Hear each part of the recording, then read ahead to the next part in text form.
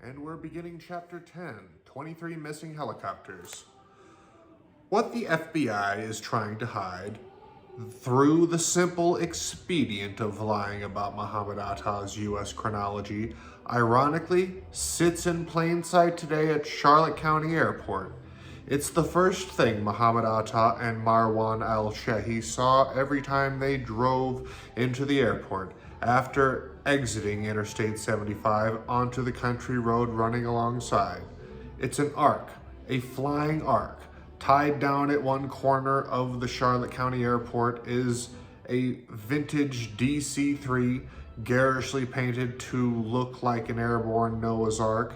Hippos, giraffes, and elephants adorn the silver sides of the plane, climbing towards the cockpit.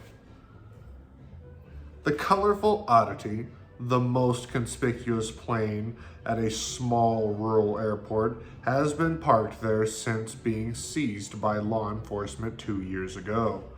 It belonged to Frank Moss, a notorious 80s-era drug smuggler who briefly achieved a certain notoriety during the Iran-Contra hearings after it was revealed that Oliver North knew that Contra supply planes from Moss Hondu's Carib airline were also being used for drug runs into the U.S. Noah was no doubt shocked, but despite the unfortunate publicity, Frank Moss had apparently soldiered on, and the airport arc isn't even the first plane of his seized there. That honor belongs to a DC-4, which the U.S. Customs Service was chasing off the west coast of Florida in the mid-80s, while it was busily dumping what authorities dryly noted appeared to be a load of drugs. When it landed at Charlotte County Airport on March 16, 1987, it was seized by the DEA. An address book was found aboard, contained the Virginia telephone number of Robert Owen, Oliver North's courier, probably. In a memo to North, Owen said that Moss's DC-6, which is being used for runs to supply the Contras out of New Orleans, is probably used for drug runs into the U.S. Moss had been under investigation for narcotics offenses since 1979. It turned out by no less than 10 different law enforcement agencies. But America is the land of second chance, and thus Moss was one of his first pilots chosen to fly Contra supply missions. He was there at the inception of the Contra cocaine business run with the tact approval of shadowy government figures like the then CIA Director Bill Casey. Moss also regularly dropped duffel bags, military issue, natch filled with Contra cocaine onto the Louisiana farm of Barry Seal. I'm starting that whole thing over. I fucked up. Moss regularly dropped duffel bags, military issue, natch filled with Contra cocaine into the Louisiana farm of Barry Seal, the biggest drug smuggler in American history, according to the U.S. government. Besides being big in the drug business, Seal was a lifelong CIA operative, something which quickly became inconvenient knowledge during Iran-Contra and later the Clinton scandals, where the Wall Street Journal called him the ghost-haunting Whitewater. Both Charlotte County Airport and Venice, 40 miles to the north, were unlikely hotbeds of covert activity, and is no doubt just another freak of coincidence that Barry Seal's Iran-Contra buddies have their fingerprints all over operations at two tiny airports frequented by the terrorists. Still, Atta had hung out in both places. What was up with that? Late one afternoon, we met with two county law enforcement officials in the area. They told us that the somnolent west coast of Florida has been teeming with activity of a turbulently spookish kind for as long as some in local law enforcement can recall.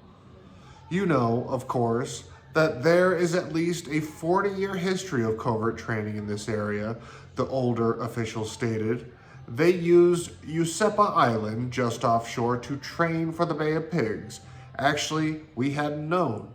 The only city in Charlotte County, Punta Gorda, was pretty much founded by a group of former CIA agents, said the second official, a little wearily, we thought. They built Punta Gorda Isles, a big upscale development on Charlotte Bay. How many strange activities went on at the Charlotte County Airport, where Atta and Marwan trained and spent time? Well, for starters, the airport is currently home, the officials told us, to major intrigue involving the disappearance of at least 23 helicopters from the county sheriff's department. The helicopters had been procured through a General Services Administration military surplus program and then spirited out of the country to exotic and faraway destinations where the Charlotte County Sheriff has no apparent law enforcement jurisdiction. Right now, the Charlotte County Sheriff's Office has a flyable helicopter in Chile, the current sheriff told us mournfully, but we can't get it back. We had absolutely no cooperation from the feds. The program under which the Charlotte County Sheriff's Department procured their helicopters is the same one that resulted in felony convictions of former CIA agents in Arizona in the Forest Service C-130 scandal in the mid-1990s. There's a C-130 military cargo plane loaned to the U.S. Forest Service to fight wildfires in the West also went missing. When it was discovered on a runway at the Mexico City airport, there was $1 billion worth of cocaine aboard. Whoops.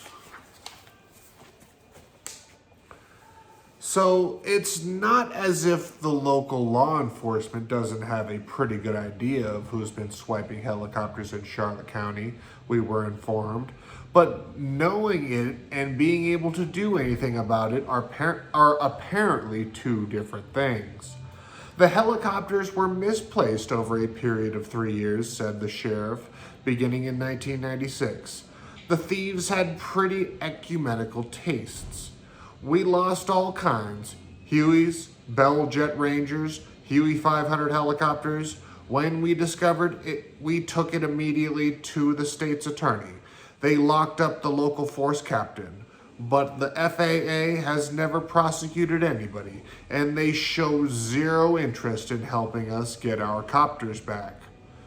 You wouldn't think Charlotte County would need 23 helicopters, laughed Coy Jacob, an aviation business owner at the Venice airport. They'd be bumping into each other in the air.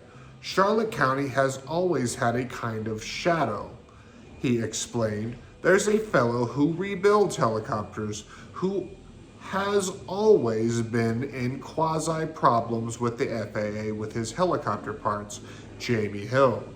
Jamie Hill has been a target of the Charlotte County Sheriff's investigation, we learned. He's got 7 helicopters sitting on his property today that don't belong to him. One law enforcement source stated, he got millions of dollars of aircraft parts with the numbers filed out.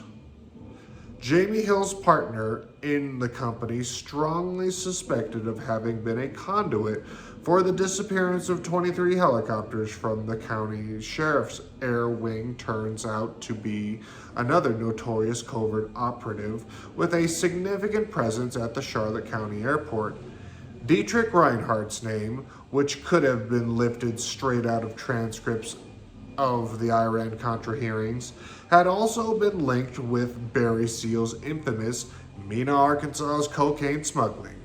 We discovered that one of Reinhardt's companies active at the Charlotte County Airport, Carib Air, had been doing business with Rudy Decker's Huffman Aviation.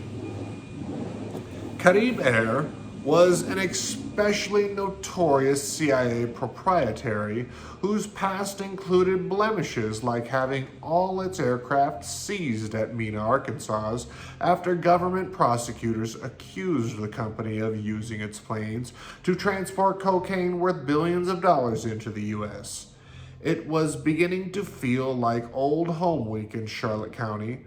Reinhardt, apparently not content with the distinction of being business partners with a man suspected of making helicopters disappear, was linked to the man who trained both pilots who crashed airliners into the Twin Towers of the World Trade Center. Deckers had a maintenance contract with Reinhardt's company. This is no doubt just another freak coincidence. Why would Dietrich Reinhardt know Rudy Deckers? What would they have to talk about? Maybe Deckers' maintenance contract involved vacuuming out the planes. You wouldn't want to trust that kind of job to just anybody. Reinhardt had also operated a now defunct St. Lucia's Airways, referred to as a CIA proprietary company in a Senate Intelligence Committee report. Reports in the Washington Post linked St. Lucia planes to the delivery of Hawk and TOW missiles to Tehran, Iran in 1985 and 1986 as part of the covert arms for hostages deal between the United States and Iran. Best Buy guns, like Dietrich, are hard to get on the phone. The Post reported attempts to reach Reinhardt by telephone in Frankfurt, Germany were unsuccessful. His telephone had been disconnected. Was Dietrich Reinhardt German? Reinhardt's St. Lucia flew a C-130 military cargo plane often seen delivering arms to a remote airstrip in Zaire in 1986. The New York Times reported the weapons were on their way to Angolan rebels, but Reinhardt denied any involvement in arms shipment to Angola, saying the cargo was relief goods for Zaire. Zaire is one of the African countries said to have been involved in blood diamonds, supposedly a bin Laden organization specialty. Is it just coincidence that the Florida airports where Mohomed Atta spent the most time are both linked to American covert operations? We remembered a question we'd asked in a conversation we'd had just a week after the attack with a gentleman who was sort of retired after spending 35 years working for something very much like the CIA. 9 days after the attack, we told him, we'd read reports saying that 15 of the 19 hijackers in the far-flung networks of terrorist pilots and thugs got their money from the same source. Agency not have known about 15 foreign pilots, all paid from one source? He answered carefully, speaking to us kindly, the way you would to a child not terribly bright. I would assume that they did know, he told us. It would be almost impossible for them not to. Of course, they must have. They must have looked the other way, just as somebody, the previous sheriff, had to have been looking the other way while somebody slipped away with 23 helicopters. He had to have known what was happening. Helicopters make noise taking off. We had begun to discover that local law enforcement officials in Southwest Florida weren't stupid or unobservant, but there was a limit to their powers, especially when faced with federal operations. When we interviewed the former Venice chief of police, for example, he seemed a little embarrassed, even apologetic about what he had been forced to allow at the airport in his town. He asked that we not judge city officials too harshly. They had little or no control over what went on at the airport, which was a federal jurisdiction. The Venice airport is the kind of place where it's not unusual to see a military Black Hawk helicopter touch down at 3 in the morning and then take off again 30 seconds later. The chief shrugging, Or the airport can be quiet and deserted one minute and the next have 5,000 paratroopers landing. There's just a way. There's just a way it is. Wait, that's just the way it is here. What we discovered at Atta's home port in January and February of 2001, the Charlotte County Airport, was shocking. Wait a minute, fuck. Starting over. What we discovered at Atta's home port in January and February of 2001, the Charlotte County Airport, was shocking, and where our investigation was headed was beginning to become plain. One of the most disturbing moments in our time in Southwest Florida came when we sat down with two local law enforcement officials who could be considered fairly typical Southern sheriffs, but of whom ventured the opinion that, based on what they had witnessed of a 40-year-long history of CIA-connected covert operations in their area, they believed that the CIA was somehow involved in, if not responsible for, the World Trade Center attacks. We expected talk like that from wild-eyed conspiracy theorists, but not from law enforcement officials who say they've spent their careers watching questionable activities with which they could not interfere. Meanwhile, back at the ranch, the FBI has been as silent as Mulhal Omar about the milieu which Atta and his Hamburg cadre slipped into as smoothly as a harem girl into pajamas. And it wasn't just as these two Southwest Florida locations. We soon hear, instead, the entire stretch of coastline from Naples in the south to Sarasota in the north, on close examination, looks like some kind of international pirates domain, filled with men flying the Jolly Roger. We were alarmed at how many of the people in Florida's cowboy flyboy world that the terrorist ringleader moved in had also been shadowy players in a spook-filled world whose lives and careers seemed to be bound up in an awful lot of America's recent secret history. Were they bound up with Mohomed Atta as well? Bit of a short chapter today. We'll do the next chapter in the next video.